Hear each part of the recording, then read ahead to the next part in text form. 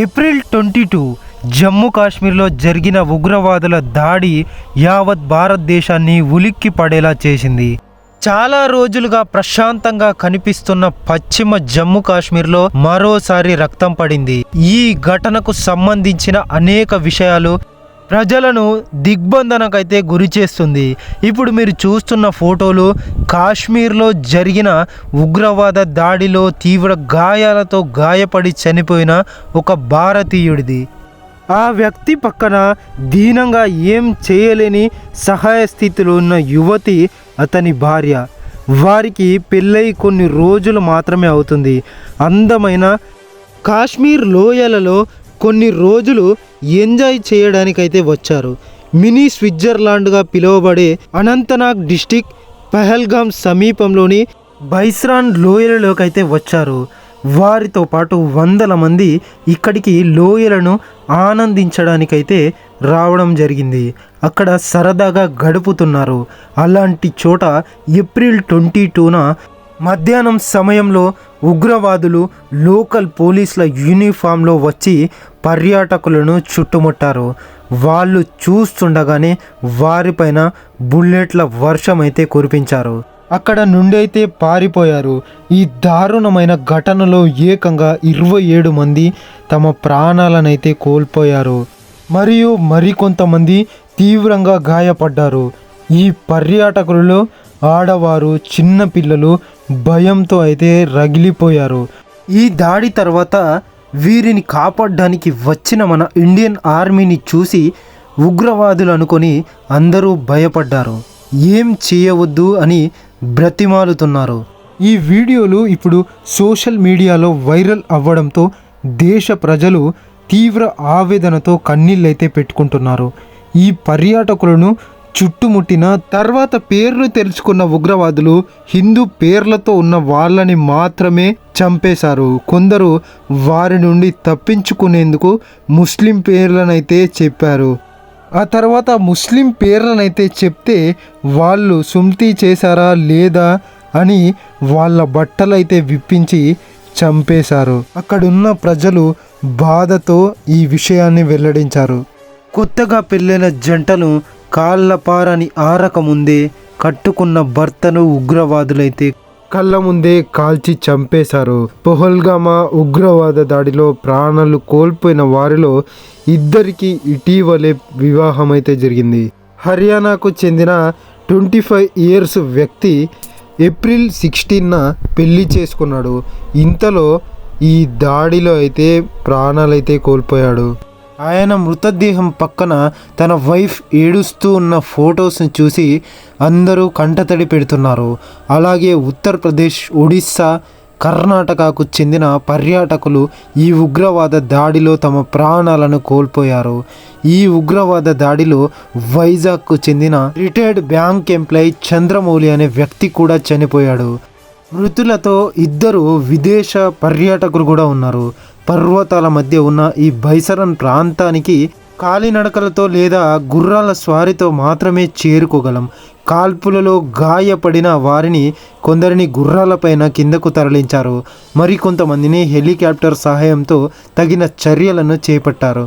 కళ్ళ ముందు తమ భర్తలను చంపుతుంటే తట్టుకోలేకపోయిన కొంతమంది మహిళలు మమ్మల్ని కూడా చంపాలంటూ ఉగ్రవాదులను కోరారు. ఉగ్రవాదులు మేం మిమ్మల్ని చంపం, మీరు అలాగే ఏడుస్తూ వెళ్ళి మీ ప్రధాని మోడీకి చెప్పుకోండి అని చెప్పారంట.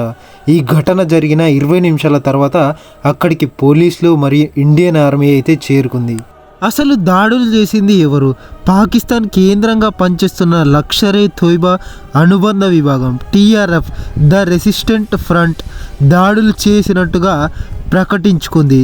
కాశ్మీర్కు ప్రత్యేకంగా ప్రతిపత్తి కల్పించే ఆర్టికల్ 370 రద్దు చేసిన తర్వాత ఈ సంస్థ అయితే ఏర్పడింది. స్టార్టింగ్లో ఆన్లైన్లో ఉగ్రవాద కార్యకలాపాలే నిర్వహించేది. ఆ తర్వాత 6 నెలలుగా లష్కరే వంటి కార్యకలాపాలు ఉగ్రవాద సంస్థల సభ్యులనైతే చేర్చుకొని భౌతిక ఉగ్రవాదుల సంస్థగా ఏర్పడింది. 2019లో ఏర్పాటు అయినప్పటి నుంచి టీఆర్ఎఫ్ దాడులైతే చేస్తూనే ఉంది. కాశ్మీర్ ప్రాంతంలో ఉనికిని చాటుకునేందుకు నిర్ణయం అయితే తీసుకుంది. ఈ సంస్థలు కాశ్మీర్ పండితులు సిక్కులను టార్గెట్ చేస్తూ దాడులైతే జరుపుతుంది. కాశ్మీర్ కేవలం ముస్లింలదే అని, అక్కడ వేరే మతం వారు ఉండకూడదని హెచ్చరిస్తూ ఉంటుంది. ఇప్పుడు ఎందుకు దాడులు చేశారో తెలుసుకుందాం. కాశ్మీర్కు ప్రత్యేకంగా ప్రతిపత్తి రద్దు చేసిన తర్వాత కాశ్మీర్లో పర్యాటకులు చాలా భారీగా పెరిగిపోయింది. అలాగే కోట్ల మంది హిందువులు పరమ పవిత్రంగా భావించే అమర్నాథ్ యాత్రకు ఆటంకం కలిగించడమే ఈ దాడుల యొక్క ముఖ్య ఉద్దేశం. 38 రోజుల పాటు కొనసాగే ఈ యాత్ర జూలై 3 నుండి ప్రారంభం కాగా శివలింగంను దర్శించుకోవడానికి 2 మార్గాలైతే ఉన్నాయి. వాటిలో ఒకటి అనంతబాగ్ జిల్లాలోని పహల్గామ్ నుండి 48 కిలోమీటర్ల దూరంలో అయితే ఉంటుంది. మరొకటి గాందర్బల్ డిస్టిక్ బాల్తల్ నుండి 14 కిలోమీటర్ల దూరంలో అయితే ఉంటుంది. ఈ యాత్రను సజావుగా నడిపేందుకు ఇండియన్ ఆర్మీ ఏకంగా 60,000 కంటే ఎక్కువ మందిని సిఆర్పిఎఫ్ మరియు బిఎస్ఎఫ్ జనాలతో బందోబస్తు అయితే ఏర్పాటైతే చేసింది. భక్తులు భద్రత కోసం సీసీటీవీ, డ్రోన్స్, ఆర్ఎఫ్ఐడి ట్యాగ్స్ మరియు బుల్లెట్ ప్రూఫ్ బంకర్లను అయితే యూజ్ అయితే చేస్తున్నారు. ఈ దాడి తర్వాత యాత్రకు వెళ్లకుండా అడ్డుకోవచ్చు అని, ఇలా ప్లాన్ చేసి అయితే ఉండవచ్చని సైనిక అధికారులు అంటూ ఉన్నారు. ఈ దాడులు జరిగే సమయానికి ఎంపీ మోడీ గారు ఇస్లామీ కంట్రీకి చెందిన సౌదీ అరేబియాలో పర్యటిస్తున్నారు. మన దేశంలో అమెరికా ఉపాధ్యక్షులు ఏడి వాన్సన్ తమ కుటుంబ సభ్యులతో సహా ఉన్నారు. ఇలాంటి సందర్భాల్లో దాడులు చేయడం ద్వారా కాశ్మీర్ ఇష్యూ ఇంకా కంటిన్యూ అవుతుంది. ఇది ప్రపంచానికి తెలుస్తుంది. ఇలా దాడులు చేసి ఉండవచ్చని అంచనాలైతే వేస్తున్నారు. కొన్ని రోజుల క్రితం హిందూ ముస్లింల ఐక్యతపై పీకే ఆర్మీ చీఫ్ ఆసిమ్ మున్నీర్ పలు వ్యాఖ్యలను చేశారు. అవే మాటలు ఈ దాడులకు కారణం అవ్వొచ్చని ప్రచారం అయితే జరుగుతుంది. ఏప్రిల్ 16న ఇస్లాం దాడులకు కారణం కావచ్చని ప్రచారం అయితే జరుగుతుంది. ఏప్రిల్ 16న ఇస్లామాబాద్లో జరిగిన ఓవర్సీస్ పాకిస్తాన్ కన్వెన్షన్లో జరిగిన 2 నేషన్ థియరీని బలంగా సమర్థించారు.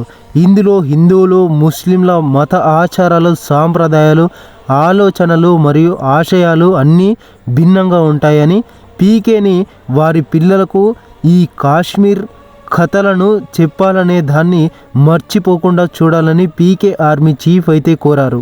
సౌదీ అరేబియా పర్యటనలో ఉన్న మోడీ గారు కేంద్ర హోంమంత్రి అమిత్ షా గారితో ఫోన్లో మాట్లాడాడు. వెంటనే అవసరమైన అన్ని చర్యలను తీసుకోవాలని సూచించారు. పీఎం మోడీ గారు ఆ దేశంలో అమిత్ షా గారు థర్స్డే రోజు శ్రీనగర్ అయితే చేరుకున్నారు. భద్రతా అధికార సంస్థల ఉన్నత అధికారులతో కలిసి పరిస్థితులను చూశారు. పీఎం మోడీ తన ఏర్పాటును ముగించుకొని వెంటనే ఇండియాకు చేరుకొని అత్యవసర సమావేశాన్ని ఏర్పాటు చేయించారు. అమెరికా ప్రెసిడెంట్ డొనాల్డ్ ట్రంప్తో పాటు రష్యా ప్రెసిడెంట్ గారు ఈ ఘటనలో పాల్గొన్నారు. ప్రాణాలు కోల్పోయిన వారికి సానుభూతిని వ్యక్తమైతే చేశారు. భారత్కు తమ మద్దతును ప్రకటించారు. ఇండియా పైన ఉగ్రవాదుల దాడి జరిగిన నేపథ్యంలో పీకే ఆర్మీ అలర్ట్ అయినట్టుగా తెలుస్తుంది. ఈ ఘటన తర్వాత పీకే ఫైటర్ జెట్స్ కరాచీ నుండి ఇండియా బార్డర్కి మరింత దగ్గరగా చేరుకున్నట్లుగా ఏరోప్లేన్ ట్రాకింగ్ సిస్టమ్ స్పష్టమైతే చేసింది. ఈ ఉగ్రదాడిపై పీకే స్పందిస్తూ ఈ ఘటనపై తమకు ఎలాంటి సంబంధం లేదు అని ప్రకటించారు. ఈ ఘటనపై స్పందించిన మోడీ గారు ఈ దారుణమైన చర్యకు పాల్పడిన వారికి దారుణంగా శిక్షిస్తామని చెప్పారు. గతంలో 2016లో యూరీ ఆర్మీ క్యాంపులోకి చొరబడి పీకే వాళ్ళు 17 మంది ఇండియా ఆర్మీని చంపేశారు. దానికి ప్రతీకారంగా ఇండియా ఆర్మీ ఎల్ఓసి దాటి పీఓకేలోని ఉగ్రవాద శిబిరాలను ధ్వంసమైతే చేసింది. ఇందులో 7 శిబిరాలను నాశనమైతే చేసి 50 మందికి పైగా ఉగ్రవాదులను ఎన్కౌంటర్ అయితే చేశారు. ఆ తర్వాత 2019లో ఫిబ్రవరిలో పుల్వామా దాడి చేసి 40 మంది ఇండియన్ సోల్జర్ని చంపివేశారు. ఇండియా సోల్జర్స్ చనిపోవడంతో ఇండియా ఎయిర్ ఫోర్స్ రంగంలోకి దిగింది. పీకేలోని బాలాకోట్ జైషే మహమ్మద్ శిబిరంపై ఎయిర్ స్ట్రైక్ నిర్వహించి 300 మంది నుండి 350 మంది ఉగ్రవాదులను హతమార్చింది. ఇప్పుడు ఈ ఉగ్రవాద దాడిపై భారత్ ఎలా రియాక్ట్ అవుతుందో దేశ ప్రజలతో పాటు యావత్ ప్రపంచ దేశాలు ఎదురు చూస్తున్నాయి. ఈ దుర్ఘటనలో ప్రాణాలు కోల్పోయిన వారి ఆత్మలకు శాంతి కలగాలని కోరుకుంటూ thank you for watching this video.